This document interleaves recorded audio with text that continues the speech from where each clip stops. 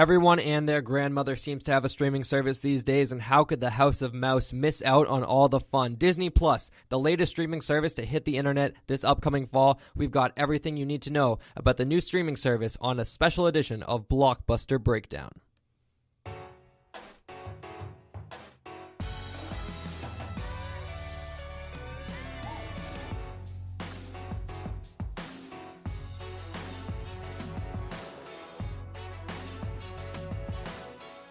All right, welcome to a special edition of Blockbuster Breakdown, where we are going to be telling you everything you need to know about the latest streaming service, Disney Plus. On this show, we typically do our weekly episodic news episodes, as well as the occasional movie review or movie revisited episode. We will actually have an Avengers Infinity War review revisited episode coming out later this week, but I wanted to take the time to do an episode exclusively talking about Disney Plus because it's one of those stories that warrants an entire episode dedicated to talking about everything that's going to be on it. And while Disney Plus is the latest streaming service to hit the internet, a lot of people say, is it worth it? Is it worth subscribing to? Should I actually unsubscribe to any of my other streaming services in order to afford it? I want to break down everything you need to know about Disney Plus on this episode and why I think it is a must-subscribe streaming service. I'm alone on today's show. Mike could not be here with me, but nonetheless, I'm going to be telling you everything you need to know about Disney Plus. So for starters, it's called Disney Plus, and as it says in the title, it's a subscription streaming service for Disney and all Disney content. So yes, that does mean Disney Channel, Disney XD, the Disney cartoons, Disney animated stuff, but it also means everything Disney owns. That includes Marvel movies, that includes Star Wars movies, that now includes many Fox properties. Yes, The Simpsons is going to be on Disney Plus, and it's going to launch this fall. Now, early on in the streaming service, when it was first being built up, not ready to launch, but just when it was just an idea, it was going to be called Disney Play, but eventually they decided to shift that towards Disney Plus.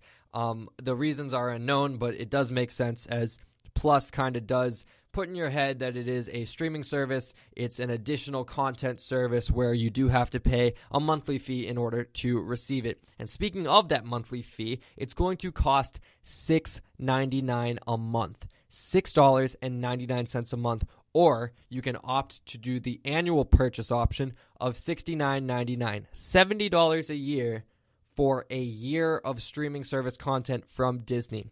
It's going to launch on November 12th, so it's going to be right in the heart of Oscar season, and just in time to release a lot of Marvel properties on that service.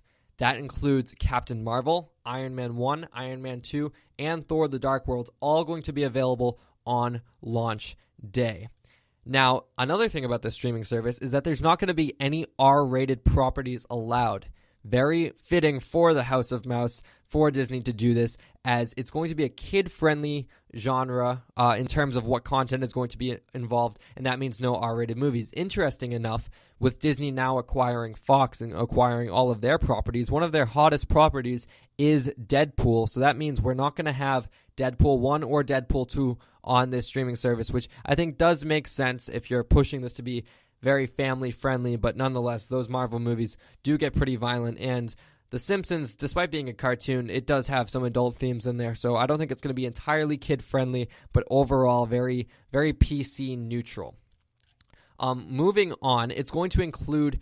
It's the exclusive streaming service of all future Disney theatrical releases. So while Disney does have agreements with Netflix, and I believe Amazon Prime has Iron Man 2, but that will be removed from Amazon Prime in time to be on Disney Plus, it does have agreements with Netflix with a lot of their properties. So that means Luke Cage, Iron Fist, Daredevil, they're going to be on Netflix until a year after their initial release.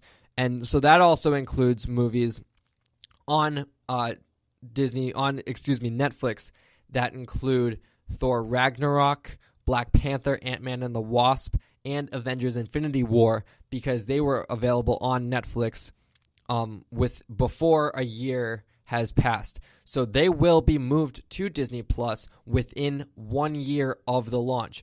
But if you're looking to subscribe to Disney Plus and have the entire Marvel Cinematic Universe library at your hands immediately, that will not be the case just yet. You will get the majority of the Marvel Cinematic Universe on Disney Plus, but Thor Ragnarok, Black Panther, Ant-Man and the Wasp, they will be available within 1 year. It's not confirmed actually whether or not Infinity War will be available immediately or not, but nonetheless, Netflix, as almost everyone has a subscription to these days, will carry on those titles for at least within a year of the launch of Disney Plus.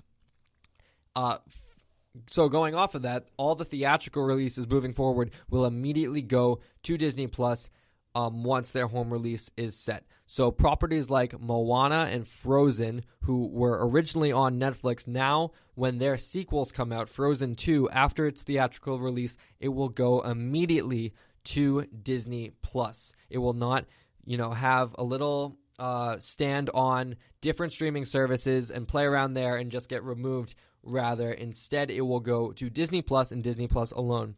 So what Disney is basically doing here is they're creating a monopoly in the sense that they're not going to allow other streaming services to benefit off of their properties. That's why we saw Netflix cancel Marvel shows Iron Fist, Luke Cage, and Daredevil. They'll likely cancel Jessica Jones after that second season is released. It makes sense because they're not going to continue promoting Marvel properties when Marvel is going to be taking away all of their content. Disney will be taking away all of their content to move to Disney Plus. Disney will actually give up around $300 million a year in licensing fees from Netflix starting in 2019 due to this move. So when Netflix was paying Disney over $300 million to have their property streamed on Netflix, now Disney is making the decision to take them off, basically showing that they have a very high confidence that they're going to get a lot of subscribers right away.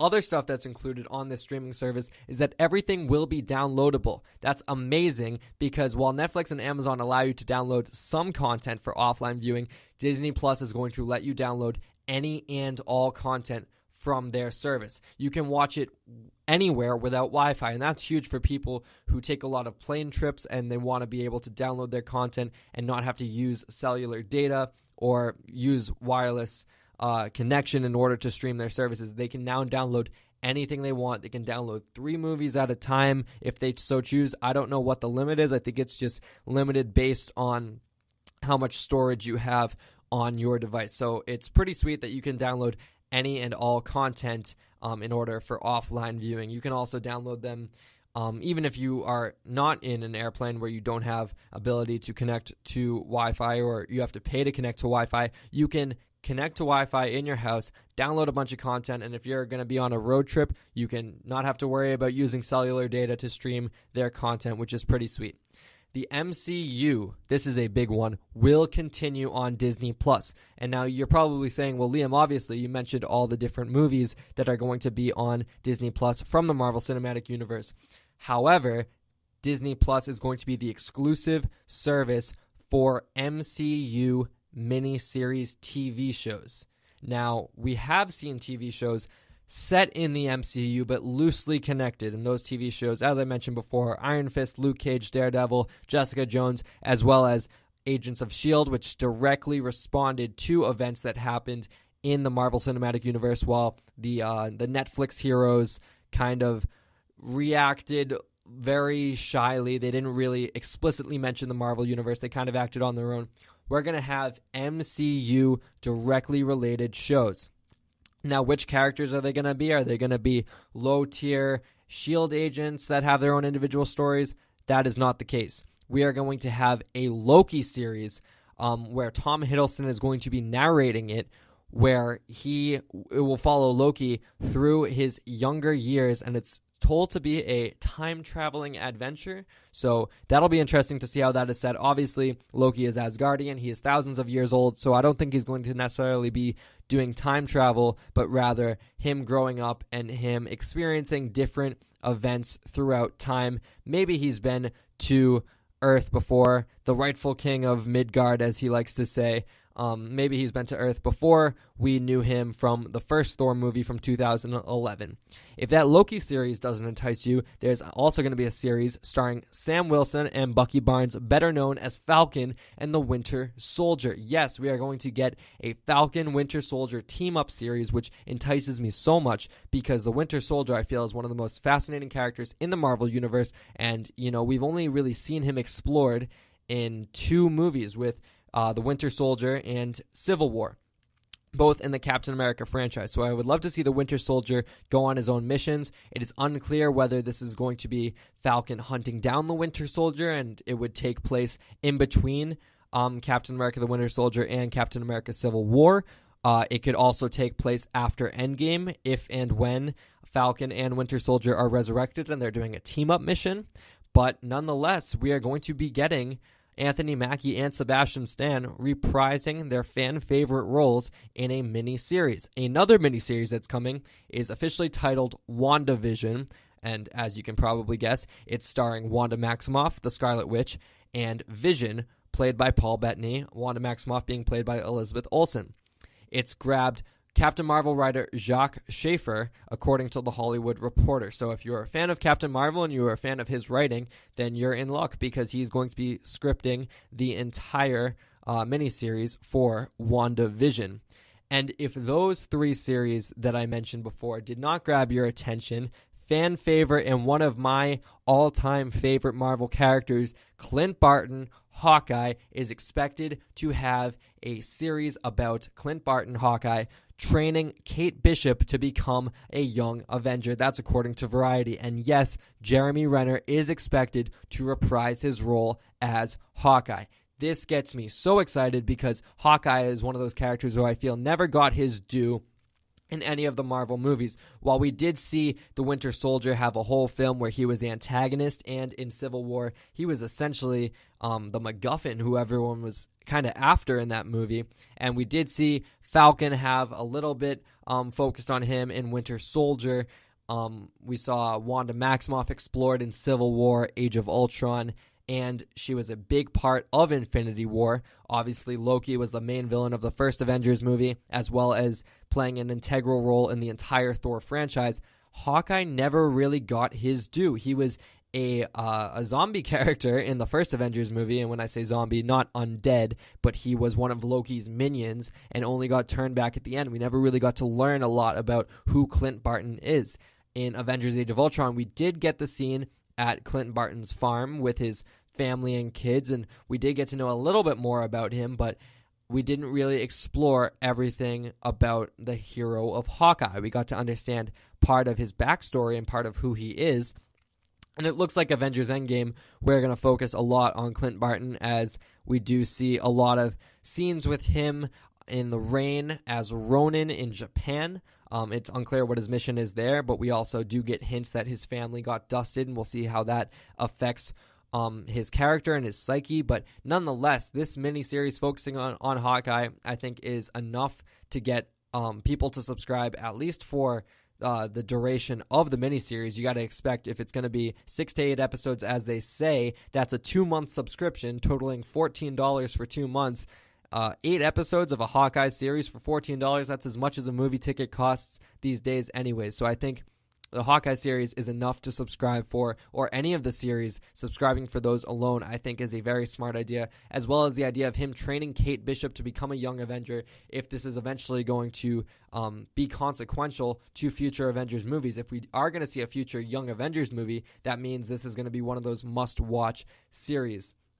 Kevin Feige did confirm that all the Disney Plus Marvel shows will be directly connected to the MCU, as he says in a quote from comicbook.com. Kevin Feige says they will be entirely interwoven with both the current MCU, the past MCU, and the future of the MCU. So while I don't think that these are going to be necessary to watch in order to understand what's going on in future Marvel movies, I think that these are going to be series that you want to watch if you're going to get a full appreciation for future Marvel movies.